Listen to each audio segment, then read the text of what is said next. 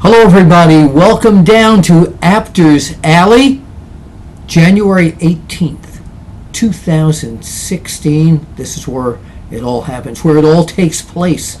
Memorabilia, and just about anything you would want to know about pro wrestling, it is here on the walls and in the cabinets of Apter's Alley. And I am the gatekeeper, Bill Apter.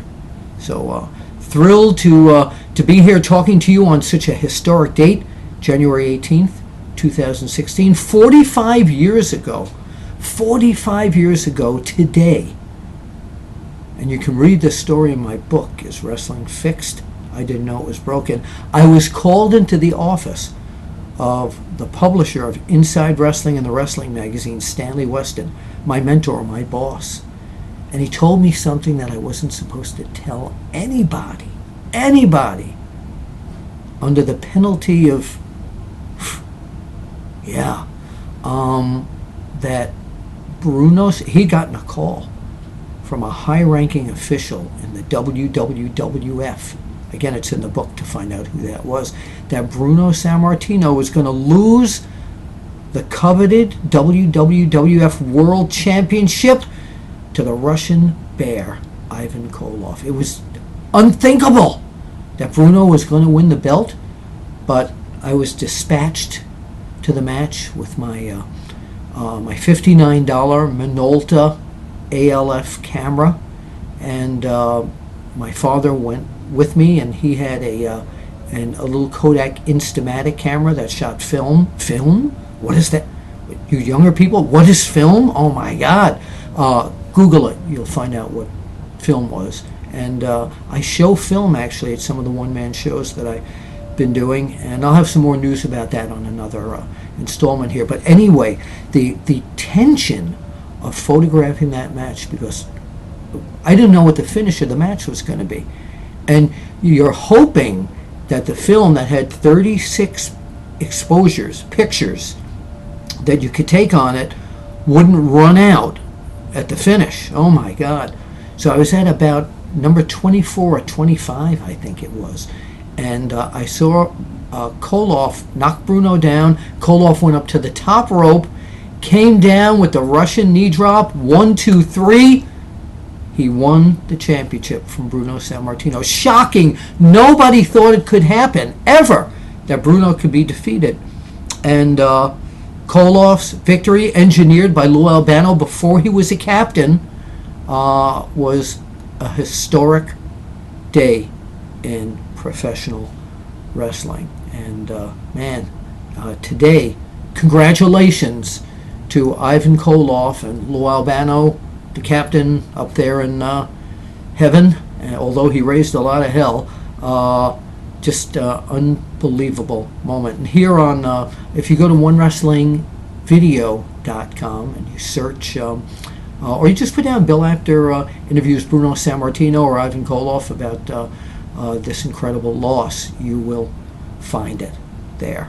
As of the time I'm taping this, there are reports that Iron Mike Sharp has died. I don't have that confirmed at this moment, so of course I don't want to say, well, it's confirmed, but if it did actually happen, condolences to the family and friends of Iron Mike Sharp, one of the toughest competitors in the whole world. All right, I don't get mad or angry a lot, but I got an email from a fan the other day. You can email me at billapter@onewrestling.com, the number one, not the word. And he said, Apter, I was reading some of the old magazines there about you being attacked by wrestlers. Ha ha ha, that was all made up. This was all that and that. He says, you probably even made up the interview. Well, you know what? I went back, and I'm looking down because I want to show you something. I went back and I found one of these. This is an old audio cassette that I used to do my interviews on, and I actually found, this is good. I actually found the microphone that I used to use most of the time to record these things. Look at this. Now, if you want to, you go to Best Buy or any electronics place and you say, do you have a cassette player? And they're going to look at you in a crazy way and they're going to say, is that like an MP3 player? So tell them to look it up. Anyway, one of the times I was attacked by the manager, Crybaby George Cannon. He managed the Fabulous Kangaroos and a lot of other guys, but he went crazy on me during an interview, and I want to play. Now, right before the interview, I had just interviewed Mil Mascaras, and I made a note. I asked Mascaras off audio, yes, sound only, who his favorite actor was, and he told me it was Humphrey Bogart. That's, by the way, Mascaras is the uncle of Alberto Del Rio. So let's listen together to this interview with Crybaby, I can't say that right, Crybaby George Cannon, and you'll see what I was up against. Thank you. So let's see. Hang on. Just a note that Mil Mascaras' favorite movie star was Humphrey Bogart. Okay, you heard my note. This is 1971. Okay. Okay, this is Bill Apter, and we're speaking here to one of the most controversial wrestling managers in the United States, and the world for that matter, George Crybaby Cannon. First of all, George, going to hit you with a question. Why did you get the moniker Crybaby hung on you? You know something, Bill Apter? When I invited you into my room here to do an interview, I thought that you were going to conduct yourself in a gentlemanly manner. Well, I'm just asking. Right off the bat, you start by calling me a controversial manager. Well, you are, George. I am not controversial. I am known as the world's greatest wrestling manager, and everybody thinks that. There is no controversy whatsoever. Everybody, and I mean all of the wrestling fans, know me. Why am I screaming into this thing, by the way? Is this going to go? Well, you're screaming in this thing because obviously you're very aggravated at what I'm saying, but I still think you're controversial. I think you're, Crybaby. What can I say? I think this is going to be it. Listen, I know you're not a wrestler, and I know that you can't defend yourself, especially against a man of my caliber, but I'm going to throw you right out that door if you insist on bringing up things like cry. Where have you ever seen a grown man cry? Do you ever know? Have you ever known This is of what a I put grown up man with. to cry? Come on, tell me. Well, have you ever known of a grown man to cry? I'm so flustered over this. George, can I comment? No, you can't. Wait a minute now. It might be you're trying to upset my emotions. Let me get my emotions under control. He tried. Let me get my emotions under control. He tried. Fine. Okay, I'm calm.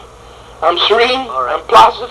Fine. Now I'm very calm and everything. Why do you interfere in matches? I do not it. There you go again. Who set you up here? Who set you up here to bug me? Mil Mascaras? No.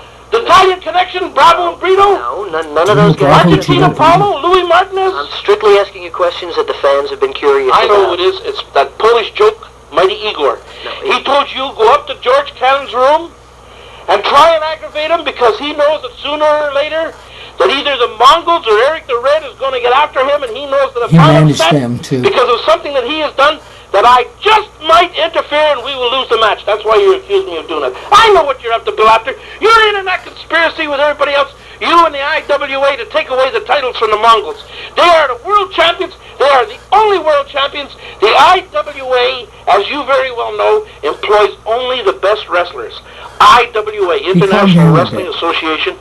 And of course, I am Pedro part of Martinez George Cannon, ran that the world's greatest in manager, opposition the to Vince Sr. non-controversial manager, the non-crying manager, the manager who can sit here and be serene and placid and calm and have a decent conversation with a person who I thought would conduct himself in a gentlemanly manner. Unfortunately, you cannot. 1971. And you better change your ways, brother. You better change them real fast. All right, George, and let's... Give me the questions All right, fine. that you know that are not going to upset me. Fine, Because I have okay. no intention of Hopefully- letting my emotions... Hopefully this will not upset you now, okay? okay? The Mongols are said to be, by yourself, said to be the greatest tag team. There you go again. There you go again. I By wasn't myself. No, what I'm saying is that you have Every wrestling magazine in the country, proclaimed... and that I includes don't think I'm gonna Inside get Wrestling, anywhere. the Wrestler's Greatest Belts, Wrestling Yearbook, Wrestling Superstars. He knew them Every all. wrestling magazine in the country claims that the Mongols are number one, the world's greatest tag team. George Cannon, number one manager, world's greatest manager.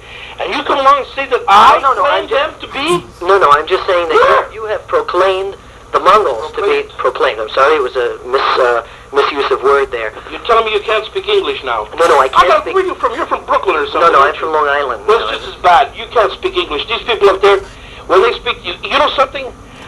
He's from Canada, by the way. I've been to New York many times. The only thing is I have to take a dictionary with me when I go there because the people in the New York area, I'm talking about Manhattan, Staten Island, Richmond, Bronx, Brooklyn, Long Island, everybody that lives in that whole entire Left out Queens, where I grew up. cannot speak English.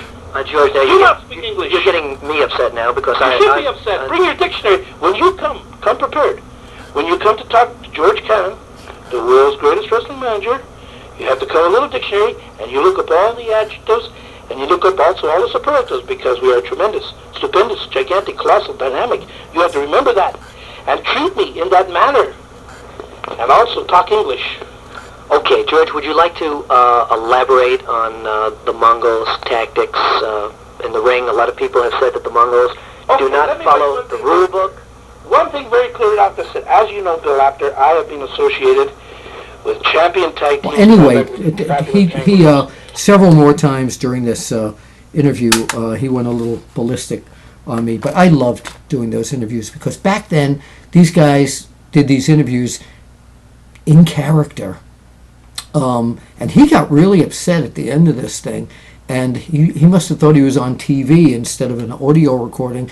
And he took a towel and put it around my neck. And Tommy Young, who still talks about this whenever I see him, Tommy Young had to pull him off of me. Anyway, once again, a great day in history. We're looking at January 18th, 2016, but 45 years ago. Congratulations, happy anniversary to Ivan Koloff on the night that he beat Bruno Sammartino at Madison Square Garden for the WWWF Championship. And don't forget, is wrestling fixed? Shameless plug. I didn't know it was broken. This is Bill Apter, and thanks for being down here at Apter's Alley. Hope you enjoyed this unusual segment. I've got lots more of these kind of tapes, so let me know if you want to hear and see more, and we'll see you at the matches. So let me get this straight. Your dad is Tully Blanchard, and your stepdad is Magnum TA? Crazy how that worked out. You got a lot to live up to, girl. Look, I got a serious question. Do you think wrestling's fixed? I didn't know it was broken.